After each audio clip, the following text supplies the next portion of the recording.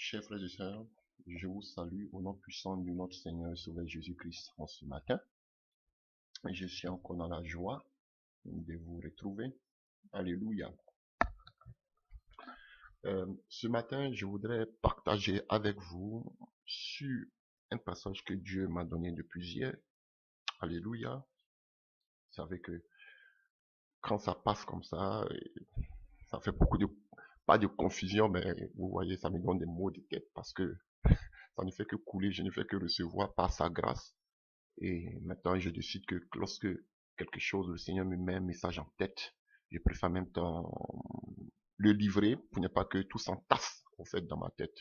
Voilà. Donc, c'est quelque chose que j'ai reçu. C'est un message que le Seigneur me met à cœur depuis hier soir. Par la grâce de Dieu, vous savez que je possède toujours pas de longs enseignements. Alléluia. Je demande au Seigneur de me donner vraiment la sagesse de pouvoir raccourcir tous ces enseignements.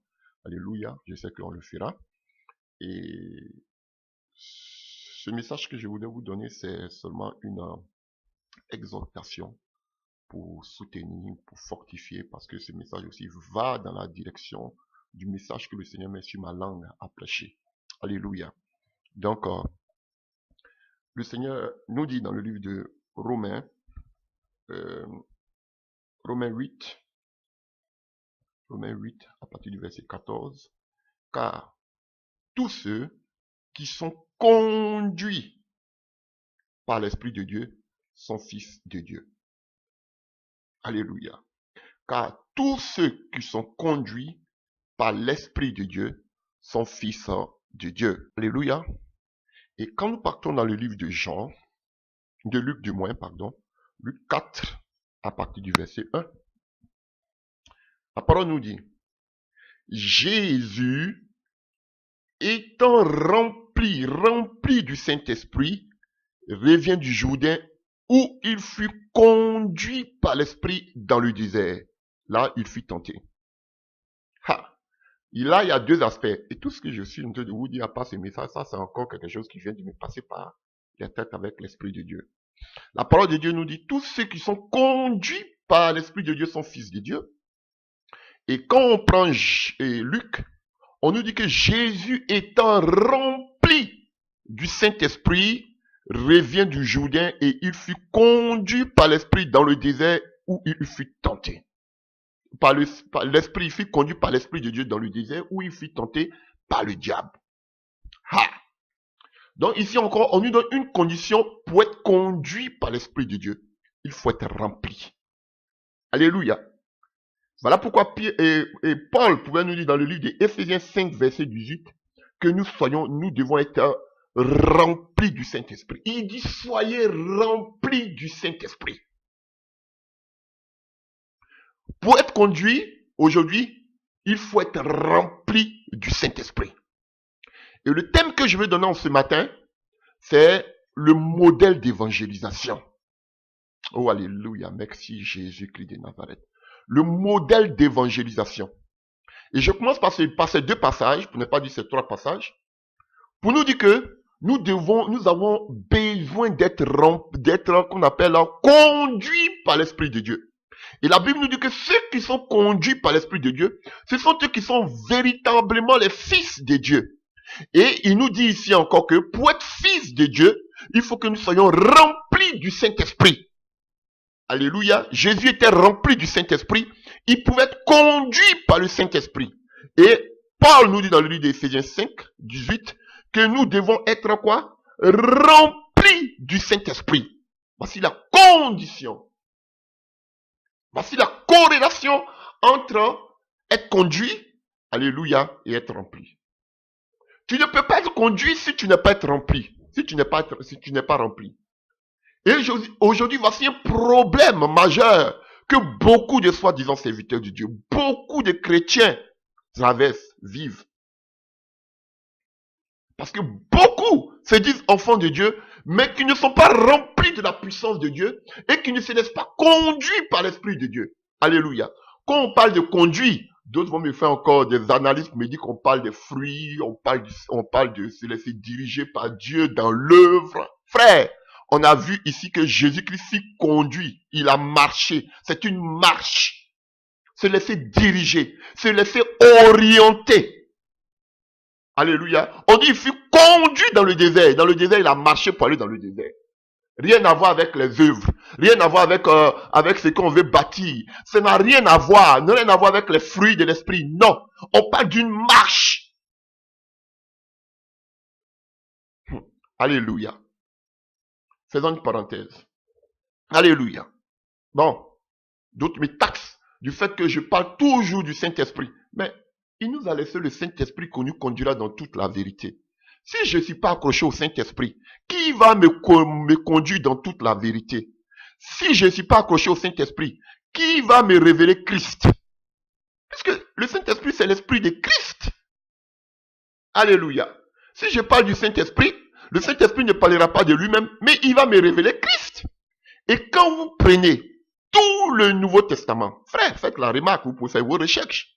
Quand vous prenez le livre des Actes des Apôtres, même dans l'Ancien Testament, surtout le livre des Actes des Apôtres, vous allez voir partout qu'il est mentionné le Saint-Esprit. On ne fait que parler seulement du Saint-Esprit. C'est pas parce que ces personnes adoraient le Saint-Esprit, mais c'est l'Esprit de Christ qui était en eux. C'est Jésus-Christ qui valorisait en parlant du Saint-Esprit, parce que ce n'est pas l'Esprit du monde, il y a l'Esprit du monde et il y a l'Esprit de Christ. Alléluia. Le fait de parler du Saint-Esprit ne fait pas dire que tu es dénominationnel, ou bien que tu es accro, ou bien que tu es pentecôtiste. Non, frère. Au contraire, détrompez-vous. C'est parce qu'il y a une blessure à votre niveau. C'est parce qu'il y a un complexe à votre niveau. Sinon, quelqu'un qui parle de Christ, quel est le problème s'il parle de l'Esprit de Christ? Quel est le problème? Voilà pourquoi on voit beaucoup de soi-disant prédicateurs qui ne font que parler de Jésus, mais sans parler de son esprit. Si ce n'était pas important, Jésus dit, il est avantageux pour vous que je parte. Sinon, si je ne vais pas, mon esprit ne viendra pas. Alléluia. Arrêtez-moi ce complexe. Alléluia. Et je continue toujours dans la parenthèse. Alléluia. Je vous en supplie, chers frères et sœurs, oubliez-moi un peu. Alléluia. Vous déjà, vous avez mis la barre haute, quand vous-même vous le dites. Ce sera difficile pour vous de pouvoir vous introduire encore sur ce qu'on appelle sur la place publique, parce qu'on a déjà bouché tous les trous. Alléluia. On a déjà posé les fondements. Alléluia. On a déjà nos pions partout. Il sera difficile pour vous de venir nous déboulonner. Je ne cherche pas à déboulonner quelqu'un. Alléluia. Sous le soleil, il y a la place pour tout le monde. Surtout même encore que c'est l'œuvre de Dieu. Ah, frère. Si vous avez pris toute la place, c'est que Jésus n'est pas Dieu. Parce que Jésus n'a jamais pris appui sur une personne pour amener à une application, alléluia, pour amener à dessein ses plans. Il a toujours compté sur lui-même. Si vous pensez que vous êtes assis, si vous pensez que vous avez déjà qu'on appelle mis la barre haute, frère, moi c'est Dieu que je connais. Il y a la place pour tout le monde sous le soleil. Alléluia. D'accord. Je vais répondre aussi à certaines personnes qui me disent, c'est une parenthèse, hein, sors, on veut te voir aussi. C'est quel ministère que vous faites toujours des canapés? C'est quel ministère que vous faites toujours assis? C'est quel ministère que vous faites toujours dans vos salons? C'est moi-même parce que quand je prêche, même il y a ma fille même qui parle. Donc, c'est quel ministère vous faites ceci? C'est quel ministère on ne vous voit pas? Alléluia. Donc, si vous croyez, je ne sais pas pourquoi vous voulez que je sorte. Vous dites que les âmes meurent. C'est la véritable raison pour laquelle vous voulez me voir dehors. Vous voulez voir ma petite tête dehors. Êtes-vous sincère? C'est la raison parce que les âmes meurent. Alléluia. Je ne veux pas me glorifier comme Paul pouvait dans le livre des 2 Corinthiens. Et je ne veux pas me glorifier, frère. Mais je sais d'où je suis venu avec le Seigneur. Je sais où je vais avec le Seigneur. Frère, les lieux où moi je suis passé, vous, malgré tout ce que vous rassemblez, vous n'êtes pas passé là-bas. Je vous dis la vérité. Parce que je suis passé dans des coins, dans des campements. Pour y accéder, il faut prendre des machettes pour débroussailler. Vous n'êtes pas arrivé là-bas. Alléluia. Je vous dis la vérité. Et ce n'est pas encore fini. Ça va continuer, ça va venir. Alléluia. Allez, arrêtez de faire l'évangélisation vous là. Arrêtez de vous faire voir parce que faites-le. Vous êtes déjà sur la place, vous êtes les titans. Alléluia. Vous êtes le gourou, donc continuez. Qu'est-ce que vous avez à chercher ma petite tête? Est-ce que c'est parce que les âmes meurent? Mais vous croyez assez puissant pour faire l'œuvre de Dieu à vous tout seul. Ignorez-moi un peu. Alléluia. Est-ce que c'est de bonne guerre que vous voulez voir ma tête dehors? Parce que les âmes meurent? Mais vous autres, allez-y où les âmes meurent. Laissez-moi. Si ça ne tenait qu'à moi, je resterai derrière mon ordinateur jusqu'à ce que Jésus revienne. Je vous dis la vérité. Mais, comme ma vie ne dépend pas de moi, je sais que c'est Dieu que je sais. Et à un moment, il me dira, stop, lève-toi, va. Je ne cherche pas à plaire à un homme. Alléluia. Et si, pourquoi vous ne dites pas, il y a plein de prédicateurs, pourquoi vous ne les dites pas aussi de sortir d'aller évangéliser? Qu'est-ce que ma petite tête vous a fait? À moins que vous reconnaissez que je suis vraiment un serviteur de Dieu, ou bien vous pensez que, parce que je parle toujours du Saint-Esprit, frère, quelqu'un ne peut pas parler du Saint-Esprit s'il ne le connaît pas. Ah, et c'est ce que vous voulez voir peut-être. Sors, tu parles matin, midi, soir du Saint-Esprit, des miracles. Sors aussi, on va voir les miracles que Dieu fait avec toi, c'est ça? Alléluia, c'est ça? Mais c'est que vous n'avez rien compris. Voilà pourquoi vous êtes tenté de vous acharner, tenté de mettre tenté de boucher d'après vous, tenté de mettre les bouchons doubles, alléluia. Vous mettez, comme on dit dans mon pays d'origine, vous mettez des cailloux sous votre pied, vous vous apprêtez en même temps, vous êtes déjà, voilà. On verra où ils vont passer ici. Parce que là-bas est déjà haute. On va voir. Frère, mon Dieu que j'adore est puissant. Il va toujours vous surprendre. Vous n'avez jamais compris que quelqu'un pouvait s'élever. Mais il s'élève. Dieu a envoyé quelqu'un avec cette vision. Vous n'avez jamais cru. Vous pensez que vous étiez les seuls. Pour vous dire qu'il y a plus que moi encore. C'est ça la puissance de Jésus-Christ de Nazareth. Alléluia. C'est une parenthèse. Donc, chers frères et sœurs, revenons au message. La Bible nous dit que tous ceux qui sont conduits par l'Esprit de Dieu sont enfants de Dieu, fils de Dieu. Alléluia. Et on nous donne l'exemple palpable de notre Seigneur et Sauveur Jésus-Christ, lui-même qui fut conduit par l'Esprit de Dieu dans le désert. Je vous dis que c'est une marche. Alléluia. C'est se laisser orienter par le Saint-Esprit. Alléluia. On nous parle de Jésus. On vous dit, vous-même qui dit que le Saint-Esprit révèle toujours Jésus. Mais on nous dit ici, même le Jésus, même le Seigneur Jésus-Christ, Jésus-Christ cher, Dieu cher. Alléluia. Lui-même, c'est le Saint-Esprit qui l'a conduit. À plus forte raison, nous-mêmes, les enfants de Dieu qui venons après Jésus. Et pour être conduit par l'Esprit de Dieu, Luc nous donne, alléluia encore, un indice. Il faut être rempli du Saint-Esprit. Voilà pourquoi Paul ne cessait de mentionner que nous devons être remplis du Saint-Esprit. Oh, alléluia. Et si vous prenez le livre des Actes des Apôtres, où chacun doit poser ses pas, on y voit comme on parle plus du Saint-Esprit même que de Jésus. C'est pas parce qu'il blasphémait. Non. Frère, vous avez un problème, vous avez des blessures, vous êtes bloqué. Vous reconnaissez? Votre handicap et aspirez chercher la face de Dieu pour qu'il vous remplisse. Vous avez un problème. Vous évangélisez comme des témoins de Jéhovah. Je vous dis la vérité. Alléluia. On va chanter. Oh, prions. Oui, distribuons des tracts. Alléluia. Des prospectus. Voilà. Tenez. Le Seigneur, Jésus va faire. Frère, ça, c'est caduque ça, tout ça. C'est rétrograde. Nous devons nous laisser, on a pensé qu'il faut toujours se laisser diriger par le Saint-Esprit en ce qui concerne les prédications, en ce qui concerne notre choix dans le mariage, en ce qui concerne notre vie personnelle. Frère, même dans l'évangélisation, on a besoin de se laisser conduire par le Saint-Esprit. Vous allez me dire, mais lui là, c'est quel message encore il prêche ce matin?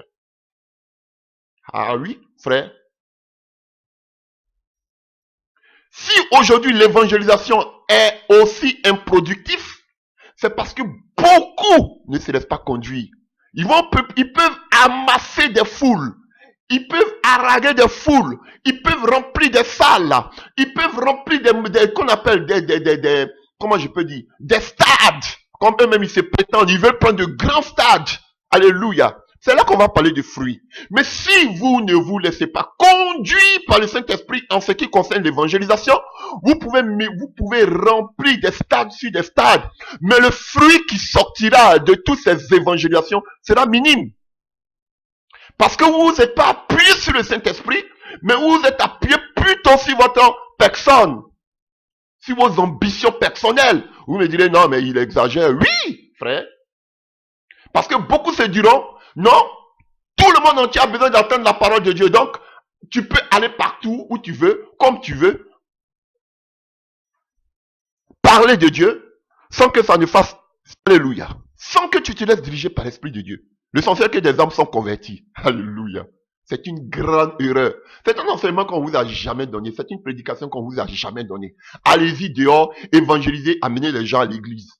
Ou bien, je vais. Voilà pourquoi. Beaucoup vont toujours dans les mêmes lieux. Ils s'en vont, ils reviennent, ils s'en vont, ils reviennent. Ils vont visiter, ils vont te montrer par le livre des Actes des Apôtres que oui, on a vu même que Paul repartait dans les lieux où il avait évangélisé. C'est bon.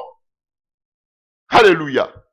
Mais les exemples que je vais vous donner dans la Bible vous montreront le contraire.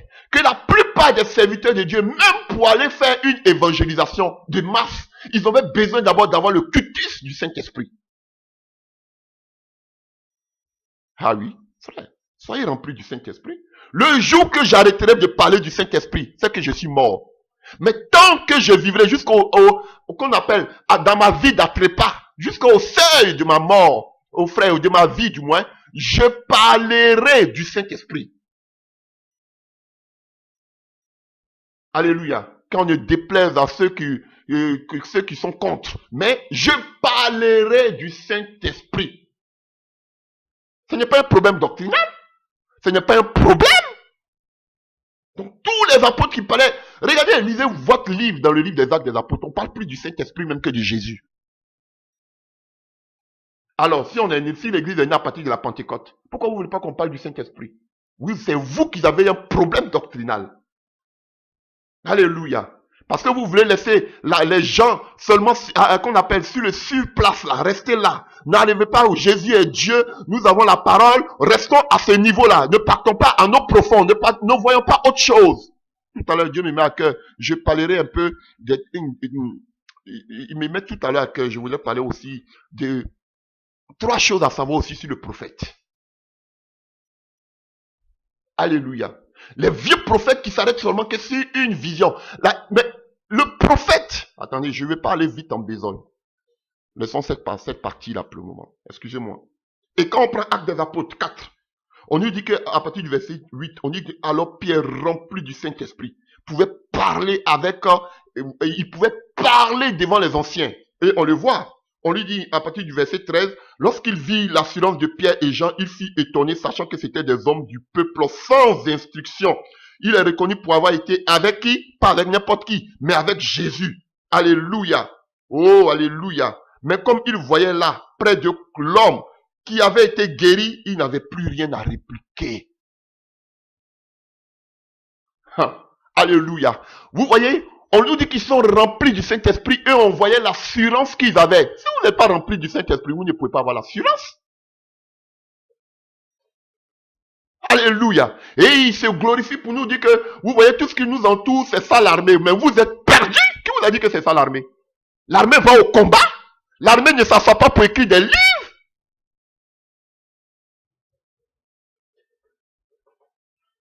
Alléluia. L'armée est toujours prête dans les cavernes. Toujours prêt.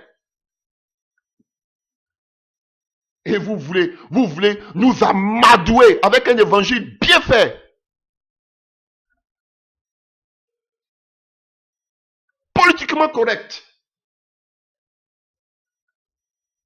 Alléluia. Prenons quelques exemples. Chers frères, en matière d'évangélisation, on ne vous l'a jamais dit. On vous a toujours dit, allez-y dans le monde entier, faites des disciples. C'est ce qu'on va vous dire. C'est beau. Mais vous allez voir dans la Bible que la plupart de ceux même qui devaient faire des évangélisations, que ce soit des évangélisations individuelles ou des évangélisations de masse, ce sont des gens qui se sont laissés toujours diriger par l'Esprit de Dieu. Ce sont des gens que le Saint-Esprit leur dit, va ici, fais ceci, fais cela. Ah, ah. Je vous donnerai des exemples. Commençons. Alléluia. Alléluia. Allons-y déjà dans le livre de Exode.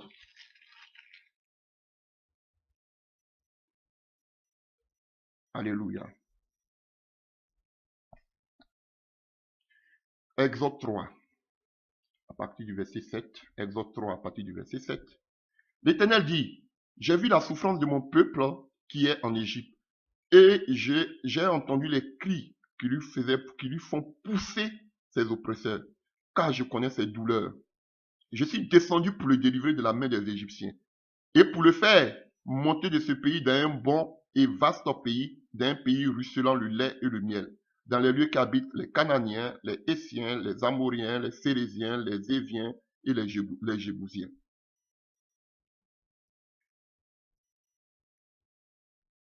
Voici les cris des enfants d'Israël sont venus jusqu'à moi, et j'ai vu l'oppression que leur font souffrir les Égyptiens. Maintenant, va, et je t'enverrai auprès du Pharaon, et tu feras sortir d'Égypte mon peuple, les enfants d'Israël.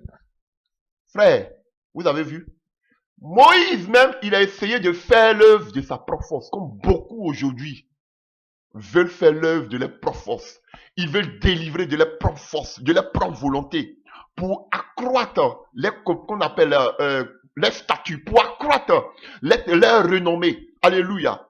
Pour se faire connaître, alléluia, dans le monde entier, pour montrer au monde entier qu'ils font un travail exceptionnel, alléluia, comme Moïse. Je vous dis toujours, c'est une erreur grossière. Alléluia, c'est une grosse erreur de penser que voici un serviteur de Dieu, quand il va venir vous dire que Dieu fait beaucoup de miracles. Si Dieu n'est pas avec toi, où sont les miracles? Ou bien, regardez le monde qui nous suit. C'est une grossière erreur, je vous le dis. Alléluia. C'est pas là qu'on reconnaît la marque d'un véritable serviteur de Dieu.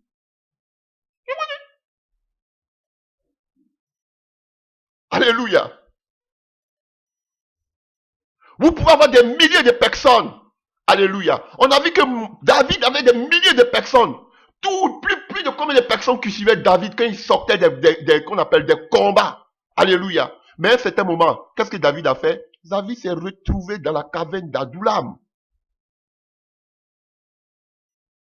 Alléluia. Si Dieu était dans tout cela, avec ce monde, David n'allait pas se retrouver. Il allait aller de succès en succès. Mais il y a un moment, il a su que faut que je cherche la face de Dieu.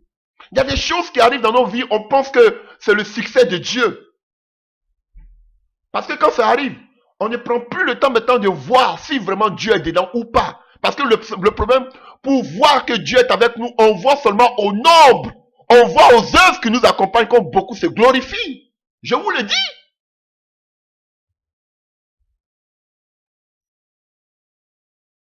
Ici, on voit Moïse, après avoir essayé par sa propre force, aujourd'hui il a échoué, il fuit.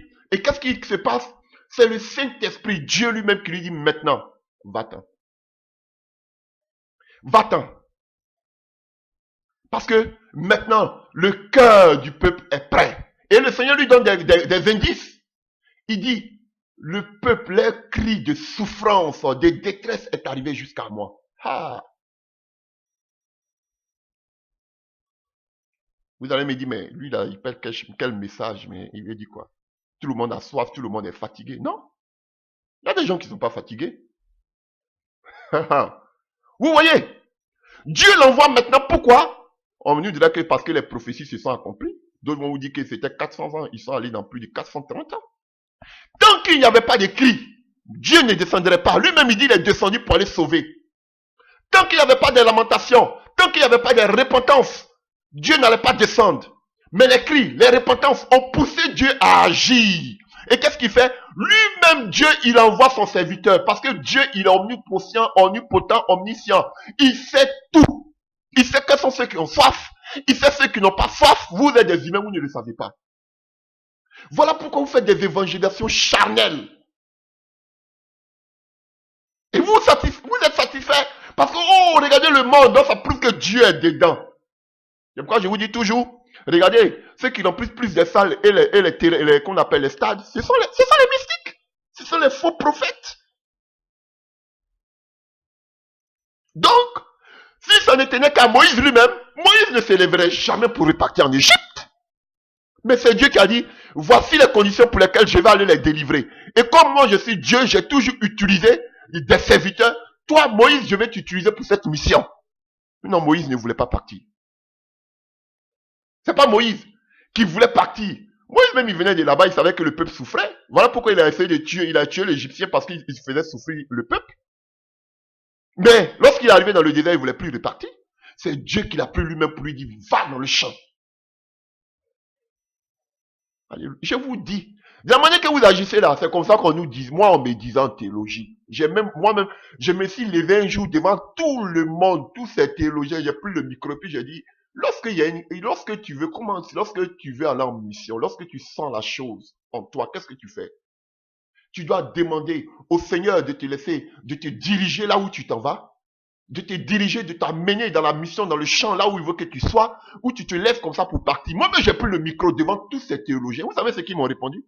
Ils m'ont dit, le jour que toi-même tu veux faire quelque chose, lève-toi, faut partir. Tu n'as pas besoin de chercher la face de Dieu. Va seulement. Si tu fais des erreurs, tu vas revenir. Mais faut partir seulement, faut partir. Mais c'est ce que vous êtes tenté de faire. C'est ce que moi-même, j'ai pris le micro un jour en théologie, et puis j'ai posé la question. T'as pas besoin de consulter Dieu. L'essentiel que les gens soient convertis. Va-t'en. C'est pas ce que vous faites. Vous vous levez, vous ne consultez même pas le Seigneur. Vous partez dans les programmes, vous repartez, vous revenez, vous repartez dans les mêmes lieux, vous revenez. Dans la même année, vous pouvez repartir dans les mêmes coins 2 fois, 3 fois. Comme si c'était le seul lieu. Vous allez me dire que c'est le Saint-Esprit qui vous dirige comme ça à le faire. Toujours c'est les mêmes grandes villes que vous côtoyez, que vous visitez. C'est le Saint-Esprit qui vous dit de le faire. Même si vous partez dans ces lieux, les gens tombent, les gens se relèvent. Mais, frère, c'est le nouveau. On veut voir la conviction. Et seul le Seigneur sait. C'est ceux qui ont véritablement soif. Ça, c'est un exemple parmi mille. Hein? On le verra. Allez, je vais faire seulement une petite vidéo. Une vidéo. Je ne vais pas aller dans 2 vidéos. Donc, on va accélérer. Frère, je prends un autre exemple encore. Ça, c'est Moïse. Vous allez voir que dans toute la Bible, c'était comme ça. C'était comme ça, je vous dis la vérité. Allons-y encore d'un autre message, d'un autre passage. Alléluia. Merci Jésus. Alléluia. Allons-y dans le livre de Jonas, que vous connaissez. Ce sont les textes que vous connaissez. Alléluia. Jonas 1 à partir du verset 1. La parole de l'Éternel me fit adresser, et fit adresser à Jonas, fils d'Iritai, en ces mots, lève-toi, va à Ninive. Vous voyez? La parole fut adressée, ou bien l'Esprit de Dieu adressa la parole, où là on a vu que c'était un ange qui était venu parler à Moïse. L'Esprit de Dieu dit à Jonas, lève-toi, va à Ninive, la grande, et crie contre elle, car sa méchanceté est montée jusqu'à moi. Alléluia. On voit que Jonas se lève et il s'enfuit. Alléluia. Et verset chapitre 3, la parole de l'Éternel fut adressée à Jonas une seconde fois en ces mots. Lève-toi, va à Ninive, la grande ville, et proclame la publication. Vous voyez, la publication. Va annoncer l'évangile que je t'ordonne. Et Jonas se leva et alla à Ninive, selon la parole de l'Éternel. Or, Ninive était une très grande ville de 3 jours de marche. Jonas fit d'abord dans la ville une journée de marche. Il criait, disait encore 40 jours et Ninive est détruite. Les gens de Ninive crurent à Dieu, il publiait un jeûne, se revêtit de sacs, depuis les plus grands jusqu'aux plus petits. La chose parvient au roi de Ninive. Il se leva de son trône, ôta son manteau, se couvrit d'un sac, et s'assit sur la cendre, et il fit faire dans Ninive cette publication par ordre du roi et de ses grands, que les hommes et les bêtes, les bœufs et les brebis ne goûtent de rien, ne pèsent point, et ne boivent point d'eau, que les hommes et les bêtes soient couverts du sac, qu'ils crient à Dieu avec force, qu'ils reviennent de toutes leurs mauvaises voies. Alléluia. De les actes violents, vous pouvez continuer. Oh frère, merci Saint-Esprit de Dieu. Vous avez vu frère? À l'œil nu, il ne pouvait jamais partir parce que Ninive était une mauvaise ville, la capitale des Assyriens. Alléluia. Il ne pouvait pas. Qui va aller là-bas? C'est l'ennemi du peuple d'Israël. Mais la Bible dit, Dieu dit, va. Parce que Dieu connaissait le cœur de ces personnes. Vous allez vous dire que, donc Dieu là, il y a certaines personnes qu'on peut évangéliser, il y a certaines personnes qu'on ne peut pas évangéliser. Frère, remettez-vous entre les mains de Jésus-Christ de Nazareth. Seigneur, oriente-moi dans l'évangélisation. Seigneur, qui tu veux que j'évangélise aujourd'hui? Seigneur, pour qui tu veux que je puisse intercéder aujourd'hui? Seigneur, dirige-moi, conduis-moi. Vous avez vu? Dieu lui dit, va, lui dit, va pas. Ce peuple-là, je vais pas. Mais quand il allait proclamer la parole dans cette ville, vous avez vu, même ce qu'on ne trouve pas chez les chrétiens, regardez la repentance. Même les animaux étaient privés de la nourriture. Même le roi est descendu de son trône. Il a mis tout par terre. Il a commencé à se repentir parce que Dieu connaît les véritables fruits. Dieu connaît vraiment la force des gens, des cœurs. C'est le deuxième exemple. Le cri du peuple d'Israël en Égypte.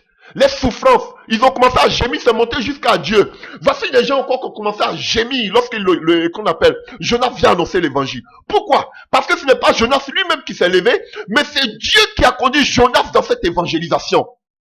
Pourquoi nos évangélisations sont improductives? Parce qu'on n'est pas l'esprit de Dieu. On ne parle pas de la foule. Parce que les gens pensent que, voici l'indication principale. S'il y a la foule, c'est que vraiment, si les gens viennent, c'est que vraiment Dieu est dedans. Non. On voit le niveau de repentance. Frère, les gens peuvent venir. Les gens peuvent vous dire qu'on a soif. Les gens peuvent vous dire qu'on est touché par le message. Les gens vont vous dire, mais c'est Dieu seul qui voit le cœur. C'est la vérité. C'est Dieu seul qui voit la repentance des cœurs. Les gens peuvent être là par l'apparence. Mais, frère, c'est Dieu seul qui voit ceux qui sont réellement touchés, convertis.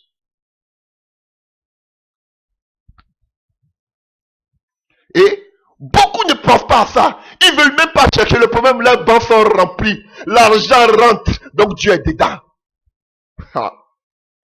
Erreur fondamentale. Donc Dieu est dedans. Frère, ceux qui sont, il y a combien qui sont fils de Dieu? Voilà pourquoi aujourd'hui, ils ne veulent pas prêcher ce message sur le Saint-Esprit. Eux, je vous dis, ce sont des gens très rusés. Jusqu'à n'ont même plus de cheveux sur la tête. Tellement qu'ils sont rusés. Il y a des choses qu'ils peuvent prêcher. Il y a des choses qu'ils ne peuvent pas prêcher. Mais c'est quel évangile ça? C'est quel évangile où on choisit les thèmes? C'est quel évangile où il y a certaines choses on ne peut pas prêcher? On ne peut pas prêcher sur le préservatif. On ne peut pas prêcher sur l'homosexualité. On ne peut pas prêcher sur la théologie. Il y a certaines choses qu'on ne peut pas toucher. Il y a certaines choses qu'on peut toucher. On peut parler de la divinité de Jésus, mais on ne peut pas parler trop du Saint-Esprit. Que faut être conduit par le Saint-Esprit? Non, il y a certaines choses, il y a certains messages qu'il faut toucher, il y a certains messages qu'il ne peut pas prêcher. Mais c'est la sorcellerie, il fait qu'il y a un problème. Si vous dites que réellement les gens sont touchés, transformés, ils doivent être remplis du Saint-Esprit. Parce que tous ceux qui sont conduits par le Saint-Esprit sont fils de Dieu. S'ils ne sont pas remplis du Saint-Esprit, c'est qu'ils ne sont pas fils de Dieu. Voici la vérité biblique. Voici la vérité biblique. Que je sois en Afrique, que je sois en Asie, que je sois aux Amériques, que je sois en Europe, mon message ne changera pas. Mon message ne change pas en fonction du peuple qui est en devant de moi, ou en fonction de la couleur de la peau des personnes qui sont au devant de moi. Frère, mon message reste textuel, reste le même. C'est ça. Alléluia. On n'est pas partisan où on ne fait pas la politique. Vous voulez prier pour vous partez dans des programmes, vous partez dans des pays, vous allez faire qu'on appelle des programmes. Prions pour les autorités. Nous bénissons avec qui même vous travaillez quand vous partez dans ces pays et puis vous voulez bénir des autorités qui ont fait des massacres dans ces pays. Vous êtes un prophète de Dieu, vous ne révélez pas cela, vous voulez prier pour ces autorités. Quelle sorcellerie!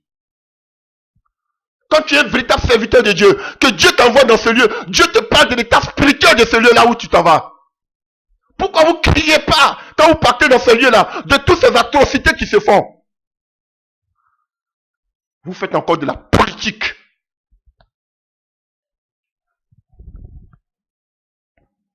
Alléluia. Alléluia. C'est le deuxième exemple. Oh, alléluia. Continuons.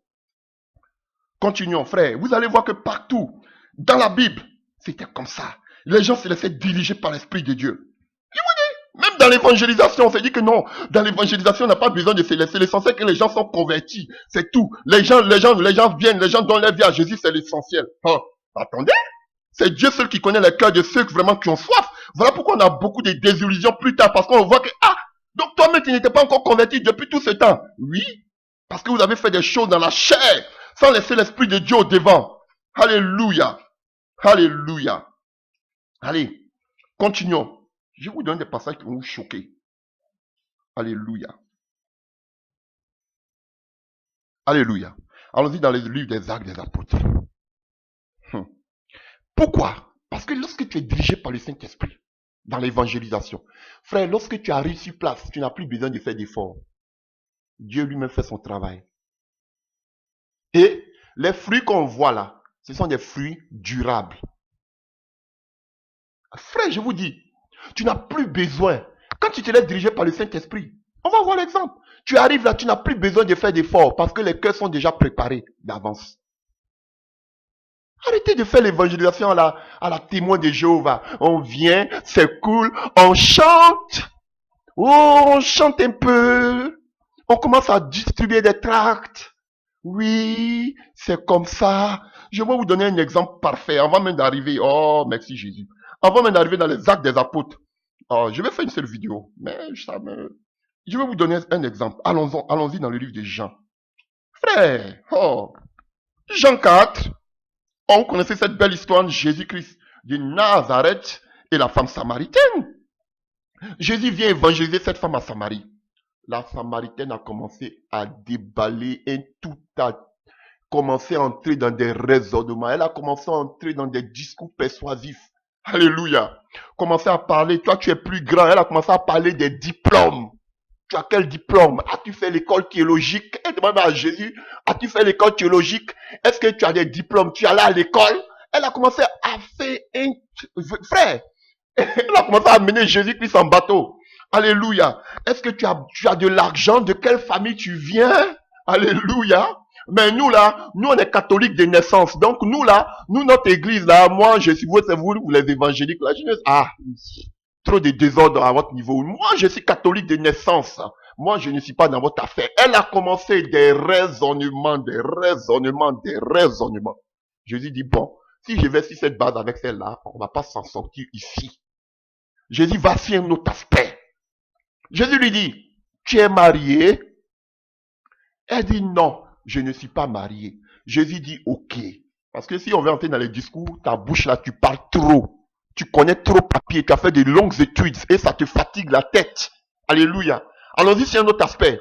Tu es marié? Elle dit non, je ne suis pas marié. Jésus dit effectivement, tu n'es pas marié parce que voici la révélation de Jésus pour toi. Tu as 5 maris et le 5e avec qui tu es, ce n'est pas ton mari. Elle dit, tu es un prophète, comment tu sais ça? Son discours a changé. Frère, voici le message. Des évangélisations mortes sont l'Esprit de Dieu. Alléluia. Jésus a bouleversé la vie. Vous partez dans des discours persuasifs. Jésus a bouleversé la vie de cette femme seulement que par cette parole. Tout ce qui est qu'on appelle au début là, c'était des bla bla bla bla bla bla. Mais Jésus, quand Jésus lui a dit sa vie, regardez, écoutons. Elle a dit en même temps, tu es un prophète. Sinon, tous les discours qu'elle faisait à Jésus, elle n'a pas dit à Jésus. Jésus parlait de la parole. Tout. Oh, elle dit que tout ça, elle n'a jamais dit que Jésus était un prophète. Mais lorsque Jésus a parlé, elle commençait à parler de sa vie privée, de ce qui était caché en elle, au plus profond d'elle. Elle dit, je reconnais que tu es un prophète. C'est ça. Et Joël nous dit que nous sommes tous un roi, nous sommes tous des prophètes. Joël 2. Alléluia. Vos filles et vos filles prophétiseront. Et regardez ce qu'elle dit. Alléluia. Plus tard. Là-dessus, à partir du verset 27, Jean 4 à partir du verset 27, là-dessus arrivaient les disciples qui furent étonnés de ce qu'il parlait avec une femme. Alléluia. Et à partir du verset 29, 28, on voit la femme ayant laissé sa cruche s'en alla dans la vie et dit aux gens, venez voir un homme qui m'a dit tout ce que j'ai fait. Elle n'a pas dit, venez voir un monsieur qui m'a annoncé la parole. Elle dit non, venez voir un homme qui m'a dit les choses cachées de ma vie. C'est ça. Si vos évangélisations là, c'est la mort là. Si c'est vous voyez que vos évangélisations n'ont pas de vie, c'est parce qu'il n'y a pas l'Esprit de Dieu. Tu n'as pas besoin de parler beaucoup. Alléluia. Et là, vous avez vu, à cause du témoignage, elle n'a pas dit, venez voir quelqu'un qui a parlé, qui m'a annoncé l'évangile, mais venez voir quelqu'un qui a dit les secrets de ma vie. Et qu'est-ce qui s'est passé?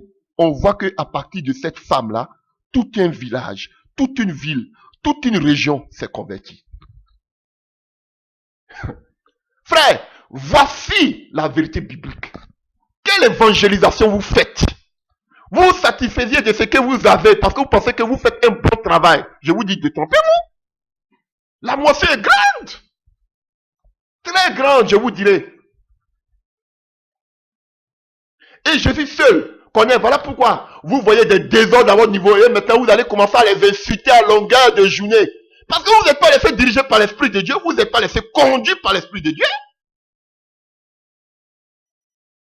Alléluia. Même quand Jésus a choisi Judas, Jésus savait pourquoi il a choisi Judas. Il savait. Parce qu'il est Jésus, il est Dieu. Alléluia. Vous laissez diriger. Vous laissez conduire par l'Esprit de Dieu. Oh, alléluia. Ça, c'est un passage. On continue, on continue. Alléluia. Vous allez voir que tous se sont laissés diriger par l'Esprit de Dieu. Voici le secret de l'évangélisation. Alléluia. Continuons. Acte 8, à partir du verset 25, 26. Ça, j'ai reçu ça hier. Un ange du Seigneur, s'adressant à Philippe, lui dit, lève-toi et va du côté du midi sur le chemin qui descend de Jérusalem à Gaza, celui qui est désert. Il se leva et partit, voici un Éthiopien, un eunuque, ministre de Candace, reine d'Éthiopie, et sur l'étendard de tous ses trésors, venu à Jérusalem pour adorer, s'en retournait assis sur son char et il lisait le prophète Isaïe. Comment Dieu pouvait savoir qu'il y avait quelqu'un qui lisait le prophète Isaïe? Parce qu'il est Dieu.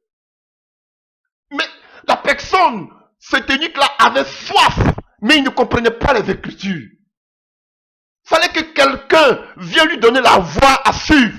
Voilà pourquoi Dieu parle à Philippe. Va, arrête ce char et enseigne ce monsieur.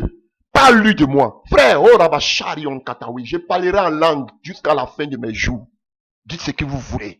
Frère, vous voyez, ce n'est pas lui-même qui est parti. Comment il pouvait savoir? Mais Jésus savait que quelqu'un avait soif de l'autre côté. Mais il avait soif, mais il ne comprenait pas. Il avait besoin d'aide. Voilà pourquoi Dieu envoie son serviteur. C'est l'Esprit de Dieu encore qu'il a envoyé. Et on voit que le Messie est parti en Éthiopie avec l'évangile. Dieu voit la finalité. Dieu ne voit pas ce que vous êtes tenté. Il voit la finalité d'une chose. Car vaut mieux la fin d'une chose que son commencement. Alléluia. Et j'en pense. Je peux continuer. Alléluia. Alléluia. Vous connaissez l'histoire de Corneille en Acte 10. Alléluia. Alléluia. Regardez ce qui se passe. Il y avait à Césarée un homme nommé Corneille, centenier dans la cohorte dite italienne. Cet homme était pieux et craignant Dieu, avec toute sa maison. Il faisait beaucoup de monde au peuple. Il priait Dieu continuellement. Vers la 9e heure du jour, il vit clairement dans une vision un ange de Dieu qui entra chez lui et qui lui dit, Corneille. Les regards fixés sur lui, il était saisi de froid, il répondit, qu'est-ce que Seigneur? Et l'ange lui dit, tes prières ont été, tes aumônes ont été exaucées devant Dieu. Et il s'en est souvenu. Envoie maintenant des hommes à Joppé. Oh, et quelqu'un qui n'était même pas israélite. Le Saint-Esprit lui donne une révélation avec exactitude. Oh, alléluia. Envoie maintenant des hommes à Joppé et fais venir Simon. Et puis le Saint-Esprit me lui dit la ville, chez la personne chez qui Pierre est. Et il lui donne même le nom de Pierre. Oh, c'est nommé Pierre. Il est logé chez un certain Simon Corailleur, dont la maison est près de la mer. C'est lui qui te dira ce qu'il faut que tu fasses. Pareil comme Philippe. Vous voyez? Et il arrive à Joppé, chez le gourou de Pierre. Pierre le regarde, Pierre dit, Pierre, Dieu dans la main, t'as une vision là-bas. Pierre dit, moi je suis juif, je ne vois pas ce qui est incirconcis, ce qui est impur du moins. Alléluia. Les animaux arrachés au sabot, qu'on appelle, comment vous appelez ça, je ne vais pas parler d'orteil, mais je ne sais pas si c'est sabot, ou bien on va parler de quoi, fouchou, ou bien, alléluia. Moi je ne peux pas manger ces animaux impurs là. Alléluia. Dieu dit, moi ce que j'ai déclaré pur, il ne faut pas déclarer c'est impur. Vous voyez, en temps normal, en tant qu'un gros juif de naissance, il ne pouvait pas aller chez Simon le courrier. Et on voit même qu'à la suite, c'était des problèmes au milieu des chrétiens. Tu allais faire quoi chez ces païens-là? Il dit, c'est le Saint-Esprit qui a fait le travail, frère, c'est pas moi. Vous comprenez? Parce que si c'était dans sa nature propre, en tant qu'Israélite, il ne pouvait pas mettre ses pieds là-bas. Mais Dieu même l'a dirigé jusqu'à ce lieu. Pourquoi? Parce que c'est l'Esprit de Dieu qui lui a dit de partir.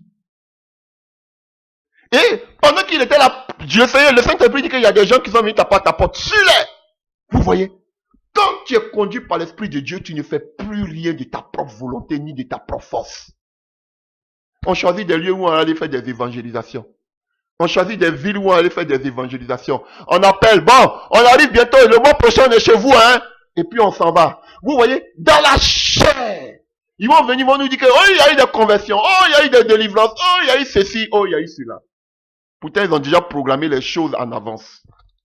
Maintenant, alléluia, comme la naissance de Jean-Baptiste, maintenant on dit, il faut mettre le nom là. Seigneur, Saint-Esprit, viens te mettre dedans. On a décidé de le faire. Maintenant, il faut venir prendre le contrôle. Non, c'est pas comme ça.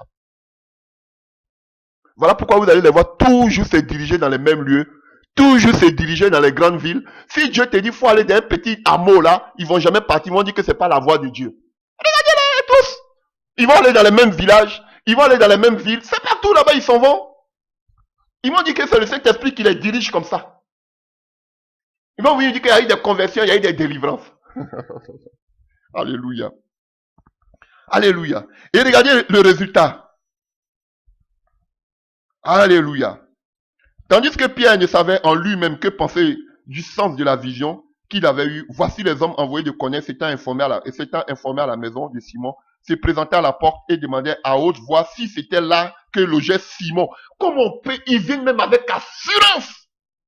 Parce que Dieu les avait parlé, surnommé Pierre. Et comme Pierre était à réfléchir, vous voyez, on dit Simon même surnommé Pierre.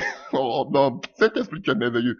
À réfléchir sur une vision, l'Esprit lui dit, voici 3 hommes te demandent, lève-toi, descends et pars avec eux sans hésiter, car c'est moi qui les ai envoyés. Vous avez compris? Faut pas hésiter. Va-t'en. Aïe. Jésus, tu es merveilleux. Pierre se leva et il partit. Mais le Saint-Esprit il s'en va, il est conduit.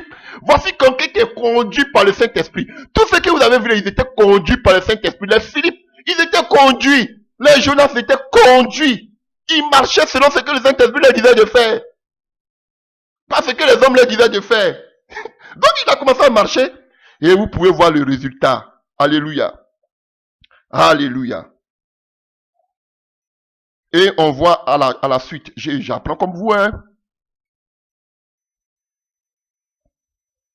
Verset 39. Nous sommes témoins de tout ce qu'a fait dans le pays des Juifs et à Jérusalem. Paul commence à commencer à rendre témoin de Jésus. Ils l'ont tué en le pendant au bois. Dieu l'a ressuscité le 3e jour et il a permis qu'il apparaisse non à tout le peuple, mais aux témoins choisis d'avance par Dieu. À nous qui avons mangé et bu avec lui. Vous avez compris? C'est là qu'on parle des choses qu'on appelle des apôtres de l'agneau. Alléluia. Et Jésus nous a ordonné de prêcher au peuple et d'attester que c'est lui qui a été établi par Dieu, juge des vivants et des morts. Tous les prophètes rendent de lui le témoignage que quiconque croit en lui reçoit par son nom le pardon des péchés. Verset 44, écoutez. C'est ça. Quand Pierre prononçait encore ces mots, il était en train de prêcher seulement. Le Saint-Esprit, on dit, faut pas quand je vais parler toujours du Saint-Esprit que j'ai un problème doctrinal. Alléluia. Le Saint-Esprit descendit sur tous ceux qui écoutaient la parole. Tous les fidèles circoncis qui étaient venus avec Pierre furent étonnés de ce que le don de Saint-Esprit était aussi répandu sur les païens, car ils les attendaient parler en langue et glorifier Dieu. Alors Pierre dit, peut-on refuser l'eau du baptême à ceux qui ont reçu le Saint-Esprit aussi bien que nous? Pierre était bouleversé. Mais Pierre a compris parce que le Saint-Esprit lui avait déjà dit, va sans hésiter. Frère, voici le résultat. Pierre parlait seulement, tout le monde était rempli dans la maison. Pourquoi? Parce qu'il y avait déjà un travail qui a été fait par Dieu, par le Saint-Esprit déjà avant que même Pierre ne vienne. C'est pas quand vous venez que le Saint-Esprit fait le travail, mais le Saint-Esprit fait le travail avant que vous ne veniez. Ouais, c'est ça. Alléluia. Ah. Voici un exemple. Ils étaient déjà remplis parce que le terrain avait été déjà préparé par Dieu. On me dira, mais donc, ça veut dire qu'il y a une certaine catégorie que Dieu accepte. Il y a une certaine catégorie, Dieu voit au cœur. Dieu ne regarde pas à l'apparence comme nous autres. Alléluia. Et Jean 3 nous le dit. Car Dieu a tant aimé le monde qu'il a donné son Fils unique afin que quiconque croit, quelqu'un qui ne croit pas. Il y a des gens qui sont des fils du diable. Quelqu'un qui ne croit pas.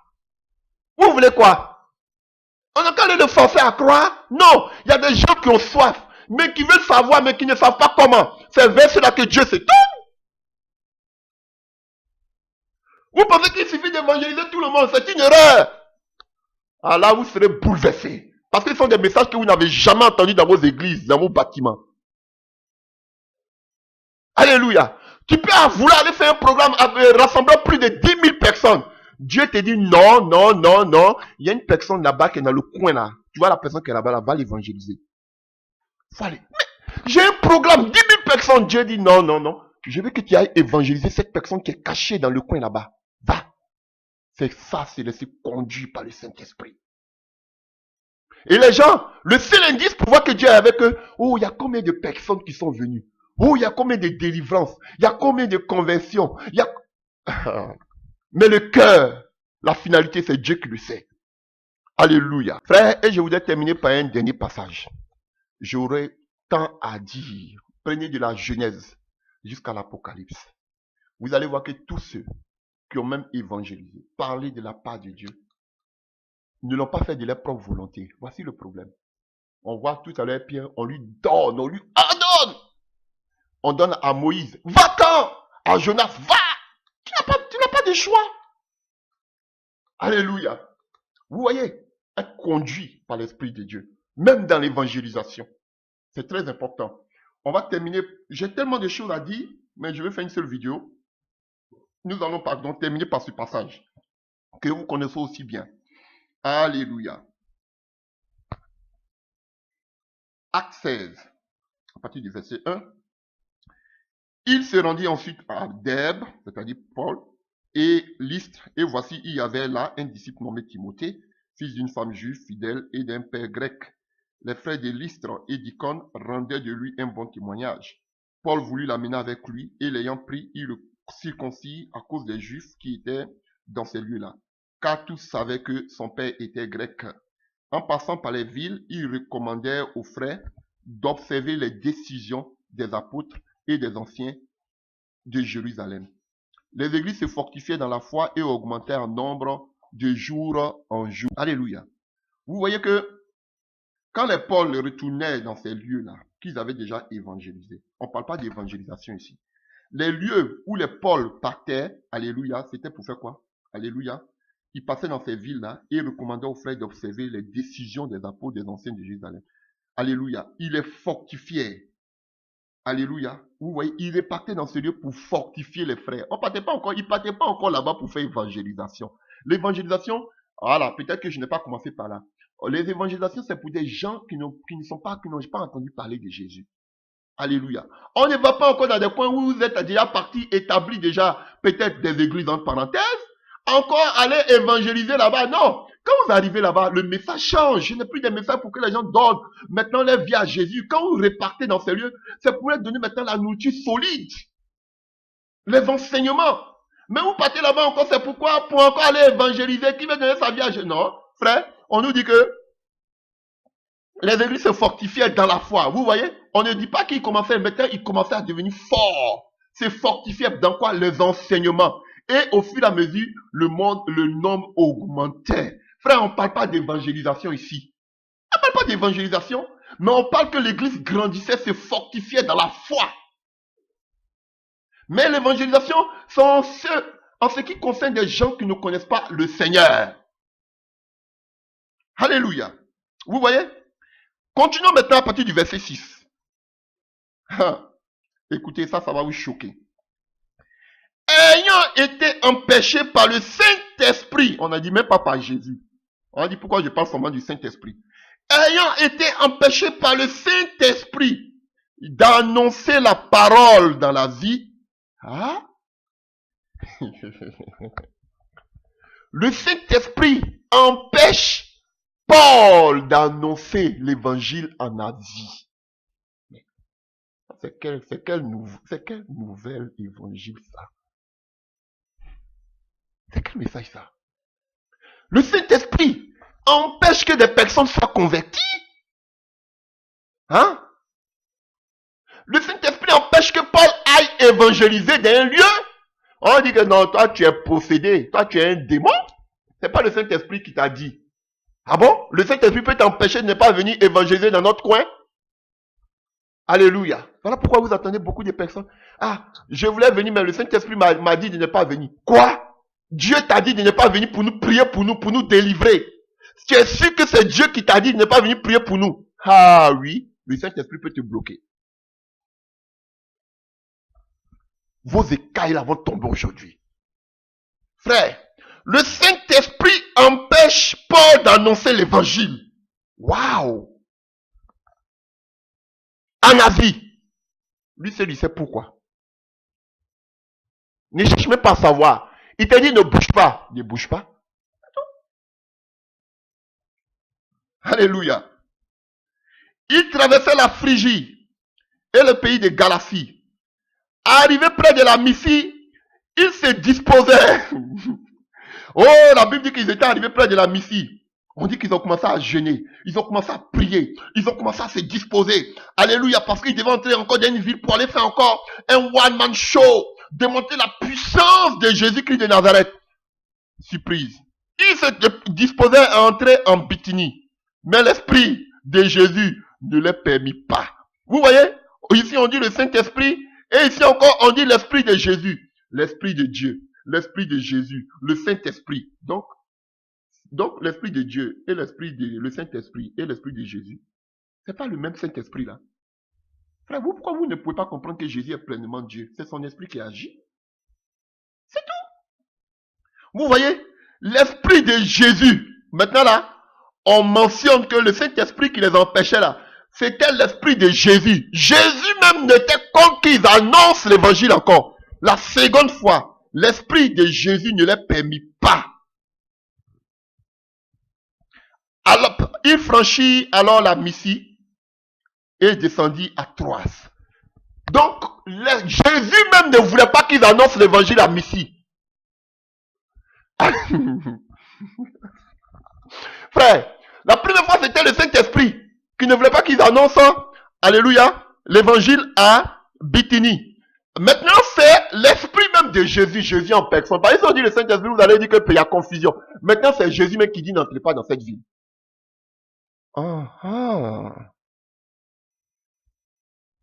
Ne partez pas évangéliser dans cette ville. Waouh. Alléluia. Alléluia. Et pendant la nuit, Paul eut une vision. Un Macédonien lui apparut et lui dit, cette prière passe en Macédoine. Secoue-nous. Après cette vision de Paul, nous cherchons aussitôt à nous rendre en Macédoine. Concluons que le Seigneur nous appelait à y annoncer la bonne nouvelle. Waouh! Donc dans les deux premiers cas, c'était eux-mêmes leur propre volonté. On dit qu'ils étaient en train de... Ils se disposaient dans la chair pour entrer. Mais Dieu n'était pas dedans. Mais maintenant, Dieu lui donne la révélation pour lui dire maintenant. Voici le Macédonien qui dit viens pour nous secouer. Alléluia. Et vous pouvez voir le fruit de la Macédoine, des églises de Macédoine, telles que Philippe, alléluia. Tous ces colosses et consorts, vous allez voir que ce sont les Thessaloniciens, vous allez voir que ce sont des églises qui ont beaucoup soutenu Paul. Ce sont des gens qui aimaient Dieu. Mais Paul ne pouvait pas savoir au début. Alléluia. Mais plus tard, le Saint-Esprit étant l'Esprit de Dieu, étant le Dieu qui sait ce qui va se passer dans le futur parce qu'il est le même hier, aujourd'hui, éternellement. Alléluia. Il pouvait dire à Paul que tu as de faire un mauvais travail. Ceux-là, ils ne vont pas se convertir. Viens, il y a des gens qui ont soif. Gagne du temps. Viens, va là, à Macédoine. Et on voit aujourd'hui, on a vu les flux aujourd'hui des Macédoniens.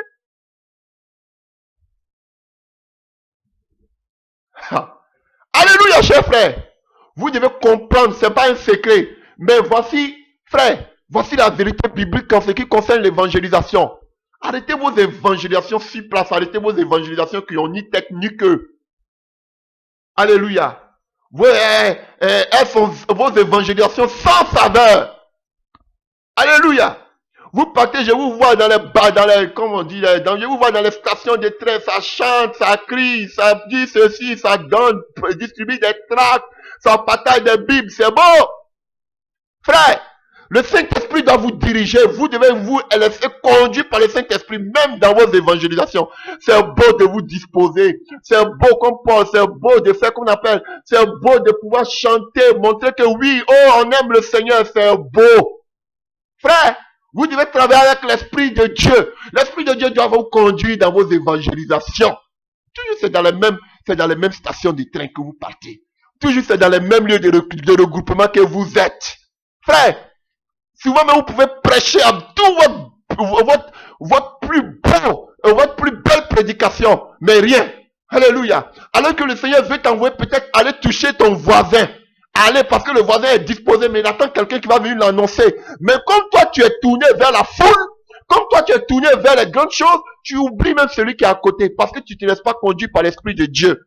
Alléluia. Le même Philippe qui allait en Samarie, les foules, la démonstration d'esprit et de puissance, c'est le même Philippe encore que Dieu envoie devant une seule personne qui est le nuque éthiopien. Ne cherchez pas seulement la foule, mais Dieu peut t'envoyer aussi à évangéliser une seule personne. Alléluia. Laissez-nous laissons-nous conduire dans tout ce que nous faisons. Alléluia. Si c'est ça là, regardez tous ces faux prophètes. Ils remplissent des salles. Regardez-les. Si vous voulez regarder ça. Mais toi, quand Dieu va te dire, va dans un petit village reculant, on dit, ah, mais lui là, c'est un comédien. Qu'est-ce que Dieu fait avec lui? On veut voir ses œuvres. Il réunit combien de personnes?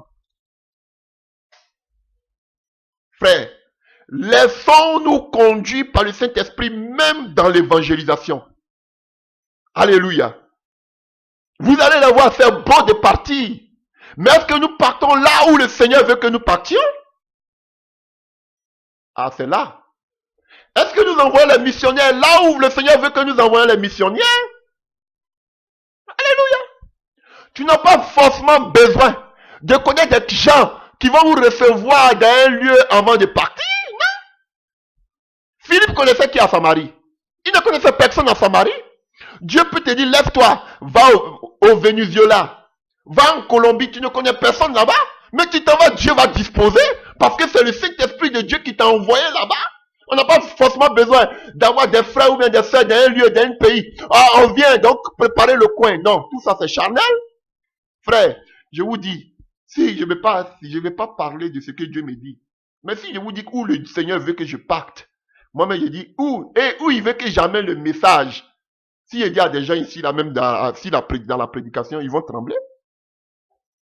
Je dis, Seigneur, pardon. Faut donner ça à une autre personne. Moi, je ne peux pas aller là-bas, là. Il dit, si. Tout. Et puis, il me dit, c'est là la plupart de tes misses, là où tu vas le plus prêcher. C'est dans ce lieu-là. J'ai dit, mais pourquoi? Mais là-bas, il dit, non, c'est dans ce lieu-là que je vais t'envoyer la plupart du temps. Et bien avant ça, ma femme même, Dieu lui donne encore là, le message où elle partait parler au président de ce lieu-là. Je lui ai dit, ah, donc, ça veut dire que c'est là-bas vraiment, hein? Ah, mais là-bas, ils vont nous tuer mal. Frère, je sais déjà là où je partirai, parce que le Saint-Esprit me le dit. Je vais partir dans le monde, mais là où je partirai le plus, le Seigneur m'a déjà révélé, je suis là. Je sais, j'attends seulement ça, ok? Des gens qui ne se laissent pas conduire par l'Esprit de Dieu. Ah, sortez, on va vous voir maintenant. Vous parlez toujours de Saint-Esprit, de miracles. On va voir si Dieu fait des miracles avec vous. Frère, je vais me laisser conduire par l'Esprit de Dieu. Pas par la parole des hommes. Parce que ils veulent, pour les égaux, pour les qu'on appelle, pour les propres, pour assouvir les propres soifs de pouvoir. Aux yeux des hommes. Je ne suis pas dans qu'on appelle dans ce schéma-là. Chers frères, chers sœurs, laissez-vous conduire par l'Esprit de Dieu. Alléluia. Si tu es vraiment fils de Dieu, Laissez-vous conduire par l'Esprit de Dieu en ce qui concerne l'évangélisation. C'est un message qu'on ne vous donne pas. J'ai béni le Seigneur. C'est hier seulement qui m'a donné ce message. Alléluia. Ça ne sert à rien de vous mettre sur les places publiques quand il de crier, c'est beau. Mais alléluia, laissez-vous conduire par l'Esprit de Dieu. Je ne dis pas aussi qu'il ne faut pas, si tu ne peux pas annoncer l'évangile à quelqu'un, que forcément faut attendre que le Saint-Esprit te dise déjà avant de parler de la parole de Dieu à quelqu'un. Non. Alléluia. Tu peux donner des choses, tu peux parler, mais ce que je vais dire, le sens que je vous donne de ma prédication, c'est de laisser vous conduire. Même tu veux te lever le matin, Seigneur, je veux évangéliser. J'ai soif au-dedans de moi de parler de ta part. Seigneur, conduis-moi vers quelqu'un que toi-même tu veux. Conduis-moi là où tu veux que je puisse annoncer ton évangile. Alléluia. Dieu va te conduire vers quelqu'un, automatiquement tu t'en vas. La personne en même temps est convaincue. Frère, même la personne peut... Regardez comme la femme samaritaine, c'était dur, difficile au début, compte tenu de sa vie. Elle avait les blessures internes. Alléluia. Oui, mais le Saint-Esprit fait quoi? Le Saint-Esprit encore utilise une autre manière en lui parlant, révélant sa vie cachée. Là, elle est confondue. Elle donne sa vie à Jésus. Et non seulement elle, mais toute une ville, un village, toute une région s'est donnée à Jésus à cause de la révélation que Jésus a donnée dans sa vie. Frère, voici le modèle de l'évangélisation. Laissons-nous conduire par le Saint-Esprit et nous ferons de grandes choses par sa gloire, par sa droite, par sa volonté, au nom puissant de Jésus. Que Dieu vous bénisse.